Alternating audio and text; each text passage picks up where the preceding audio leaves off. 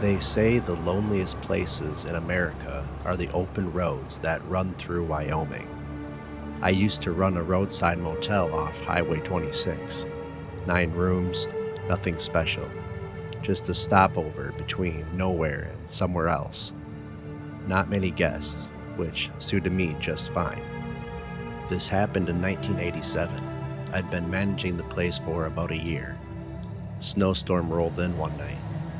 One of those heavy ones that turned the world white and still.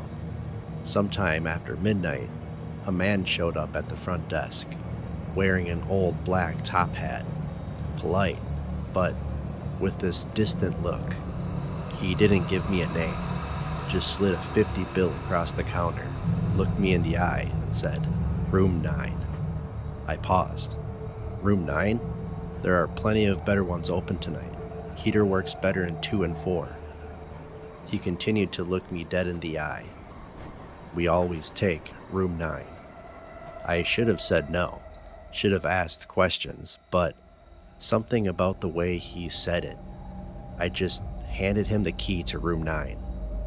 That's the one closest to the back lot, next to the old ice machine we haven't used in years. He didn't ask for directions, just took the key, turned, and walked into the storm like he already knew the way. About an hour later, I was in the office, half watching some late night TV and finishing paperwork when I caught something strange. Through the howling wind and blizzard outside, I heard voices. Low, urgent conversations cutting through the roar like they were right next to me. I couldn't make out what they were saying, just the cadence of hurried talking. I flicked to the security cameras. Static. The feed, which had always worked fine, was now nothing but fuzz. Grabbing my coat and the master key, I stepped outside to see if anyone was out there. I stepped out into the biting cold, the blizzard swallowing the motel in a thick, white haze. The wind whipped around me, carrying those muffled voices, almost like whispers from another world, just out of reach. The parking lot was empty except for the single flickering street lamp struggling against the storm's fury. No other cars, no other souls. Each step I took crunched in the snow, the cold biting through my coat. The voices seemed to drift closer, weaving through the gusts, pulling me toward the far end of the lot where room 9 waited. A low murmur carried on the wind, almost like distant voices cutting through the blizzard's roar. I stepped back, heart pounding, and hurried inside to the office. The door shut behind me with a heavy thud, sealing out the howling wind and those eerie sounds. Back inside, the heater's weak warmth barely touched the growing chill crawling up my spine. I told myself it was just the storm messing with my head, but deep down, I knew something wasn't right. I tried to settle in again, sat down, let the TV play in the background. Same late night reruns, same dull voices. But I couldn't focus. But my mind kept drifting to the man in room 9, to the strange feeling that the place was holding its breath. That's when I noticed the lights, faint headlights sliding across the curtains like a car pulling into the lot. I waited for the sound of tires on snow, a door creaking open, anything, but nothing came. Just that soft glow, and then it was gone. A couple minutes later, another pair of lights, different angle, a slower sweep this time.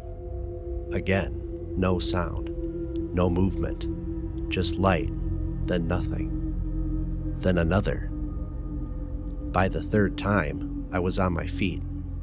Each set of headlights passed like a car arriving, and yet, when I peeked through the curtain, the parking lot was still empty.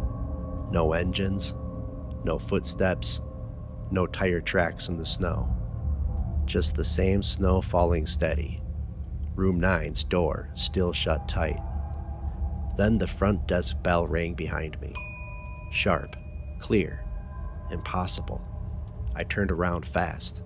I hadn't heard the door open. No footsteps, no creak of hinges. But there he was. Another man. Same build, same pale face, same black top hat. His coat looked soaked through, beads of melting snow clinging to the shoulders. Though I hadn't seen anyone step inside, he stared at me with this quiet calm, eyes dark and distant, like he'd walked a long way without blinking. "I'll need a room," he said, voice low and steady. I swallowed hard. My hand hovered near the drawer with the key rack.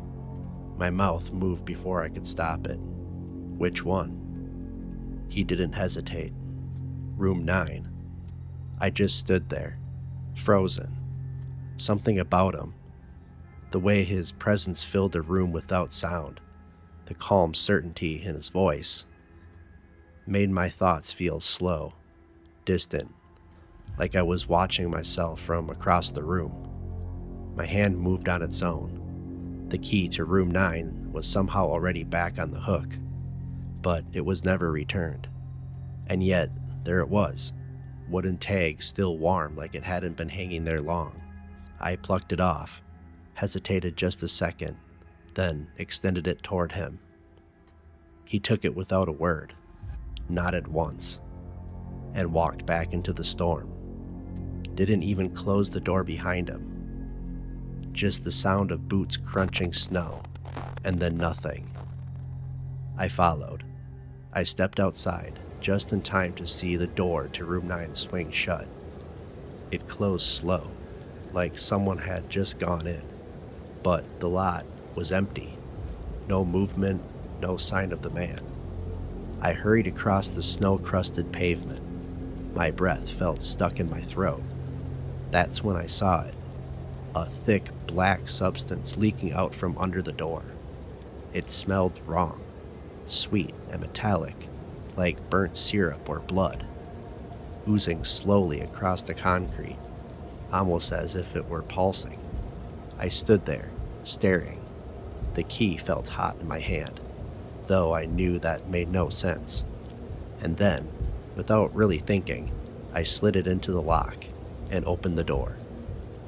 The door creaked open. I braced myself for something, a figure, a smell, a sound, anything. But the room was still. Clean, quiet, unremarkable. The bed was made. The light buzzed softly overhead. The heater ticked in the corner like nothing had happened at all. No sign of the man. No sign of anyone. Even the black substance, gone. Not a drop on the carpet or the threshold. Just beige walls, faded floral curtains, and the low hum of silence. I stepped in, unsure if I was being watched, or if I'd finally lost it. I locked the room and walked back to the office without saying a word. I didn't wait for morning. Somewhere around 3 a.m., I flipped the sign to closed, locked the front door behind me, and got in my truck. The snow was still coming down hard, but I didn't care. I drove. Slow, steady, eyes on the road, hands tight on the wheel. In the rearview mirror, the motel shrank into the storm. Just a faint, flickering shape swallowed by snow and shadow. I didn't look back again.